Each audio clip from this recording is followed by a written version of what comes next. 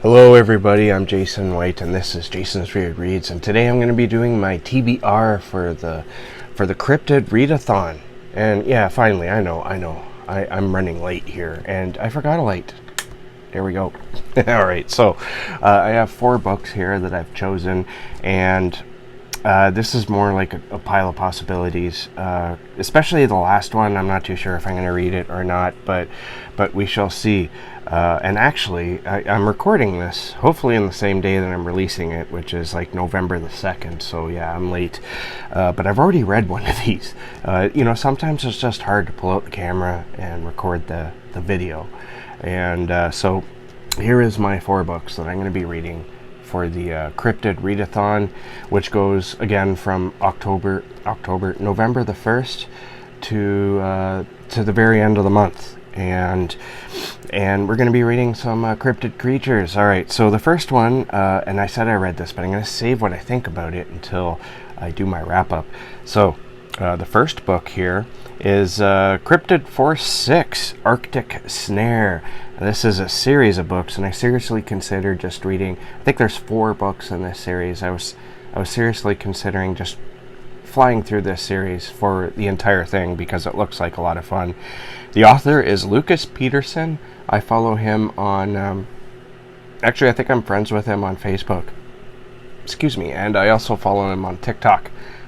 He has a lot of political videos on there that I align with his opinions most of the time, like 90 to 95% of the time.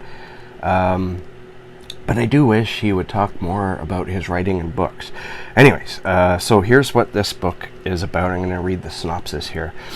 Scientists discover something extraordinary under the ice tundra of the Arctic, but when a strange distress call is received, an elite group is assembled to check on the scientists and facility.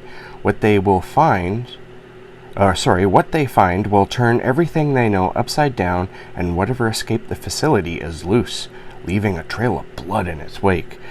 It's up to Cryptid Force 6 to track down and stop what very well may be the death of them.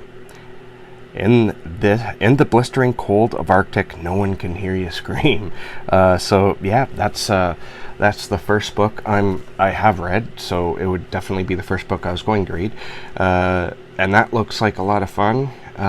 Book number 2 here is a nonfiction book, and I think, but I'm not sure, I think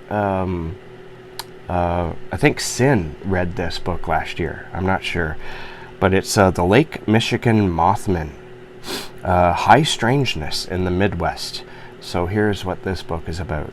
This book represents over 2 years of research by a dedicated team of investigators who have taken dozens of reports of a weird winged humanoid seen around Lake Michigan. Author and investigator Tobias Wayland, who is the author, has collected these reports for the first time in 1 volume, along with his analysis and insider perspective as a member of the investigative team. The phenomena described within represent the continuation of a decades-long series of events first recorded in Point Pleasant, West Virginia in the late 60s, but that has already been with humanity since our advent and seems just as likely to be with us until our end. I chose this one as like a favorite because I absolutely love that Point Pleasant, like the Mothman prophecies, both the book and the movie. The movie actually is one movie that terrifies me, especially if it's anywhere near what actually happened. All right, next up is a sea creature or a lake beast, and I went with Lucas Peterson again because he seems to write a lot of cryptid type stuff, and I didn't know this time last year, and I stumbled upon it this year, and this is Monster of the Loch, and as I said, the author is Lucas Peterson, so here is the synopsis for that. During the chaos of World War I, a renegade Soviet scientist defies nature, splicing together the DNA of there's dinosaur names here, so I'll probably butcher the names, a Mosasaurus and a Plesiosaurus, to create a terrifying hybrid. Immune to extreme temperatures and disease, this ultimate predator is a force of destruction. On the run from his own government, the scientist releases the monstrous creation into the depths of Loch Ness, where it vanishes into legend. Years later, Jess Robbins inherits a small fortune from a relative in Scotland and is tasked with hunting down the creature before it wreaks havoc on the fragile ecosystem.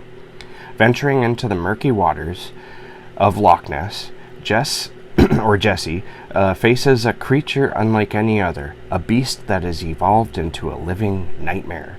The hunt for the Loch Ness monster is on, and the stakes have never been higher. So that sounds like a lot of fun. Spoiler alert, I did enjoy the first book, so I'm looking forward to reading that.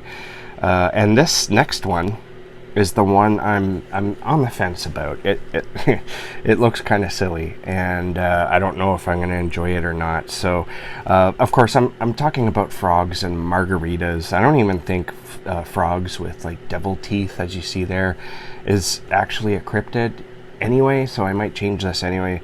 But it just sounds kind of funny and fun. So here is the synopsis for Frogs and Margaritas.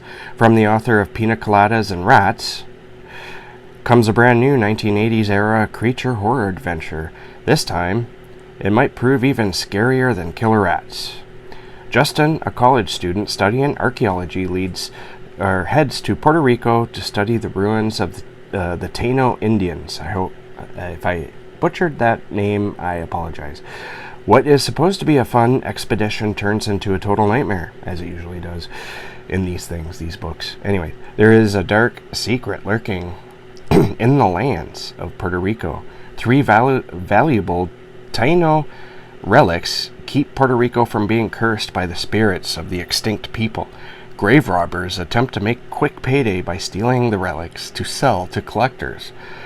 What nobody knows is by stealing the relics, they have given birth to a horrid curse. It's a curse that converts harmless frogs and toads into killers that will give people nightmares for years. It's not limited to just frogs either. Even iguanas will convert to cannibalistic killers. The cannibalistic part, I think that's when one species eats its own species. So anyway, Justin will soon discover this curse is deeper than anyone can comprehend. He will be led to the forbidden temples of the extinct Taino people, where his worst fears will come to life. This will not be his normal Indiana Jones adventure. Justin and his classmates, caught in the middle, have to find a way to survive the curse of the Taino Indians while trying to reverse the curse. If not, the frogs will be enjoying the margaritas on the beautiful island of Puerto Rico. So, yeah, if I don't read this, I honestly, I think I'm going to go to another Lucas Peterson book. So, yeah, there you have it. There's my 4 books that I'm going to devour, pun intended, for the Cryptid Readathon. Thank you for watching. Keep being weird, my friends, and keep being creative, and I'll catch you guys in the next bookish video.